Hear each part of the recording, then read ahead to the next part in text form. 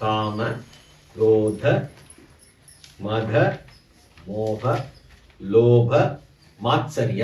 இதை 6 எதிரிகள் என்று சொல்வார். ஷட் ரிபவஹா.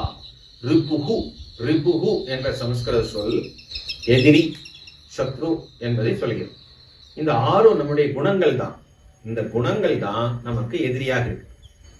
பக்கத்து வீட்டுக்காரனோ எதிர்த்து வீட்டுக்காரனோ நமக்கு எதிரி இல்லை. நமக்கு எதிரியாக காம, குரோத, மத, மோக, லோப, மாத்சல்யம். இப்ப காம அப்படிங்கிறது டிசையர். புருஷார்த்தத்துல சொல்லும் பொழுது தர்ம, அர்த்த, காம, மோக்ஷன்னு சொல்றோமே, அப்ப அதுவும் டிசையர் தானே. அங்கேயும் ஆசை தானே சொல்கிறோம். அப்ப அந்த ஆசை ஏன் ஏற்றுக்கொள்ளப்படுகிறது, இந்த ஆசை தப்புன்னு சொல்லப்படுது. அந்த ஆசை தப்பு, இந்த ஆசை கரெக்ட்.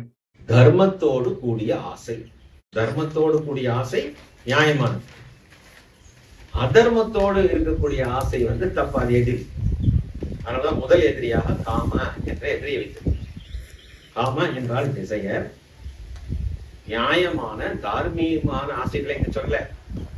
எந்த ஆசையை சொல்லியிருக்கேன், என்னிடம் இருப்பது எனக்கு, உங்கள் இருக்கிறது எனக்கு அவன் பிடிக்கிற ஆசையை சொல்லு. அப்படிப்பட்ட சுயநலமான ஆசையை, காம என்ற ஆசையை நமஹா என்ற மந்திரம் துரத்திடும். எத்தனை முறை நம்ம நமஹா நமஹான்னு சொல்றோமோ அத்தனை முறை இந்த அதர்மத்தோடு கூடிய ஆசையை, வெறியை அடைக்கிறது. குரோதம், குரோதம் என்றால் கோபம். அந்த கோபத்தை நிவர்த்தி செய்யக்கூடியது ஸ்வாஹா. ஸ்வாஹா என்கின்ற இந்த பிரயோகம் முதல் மந்திரம் என்ன? ஹிருதயாய நமஹ, சிரசே ஸ்வாஹா.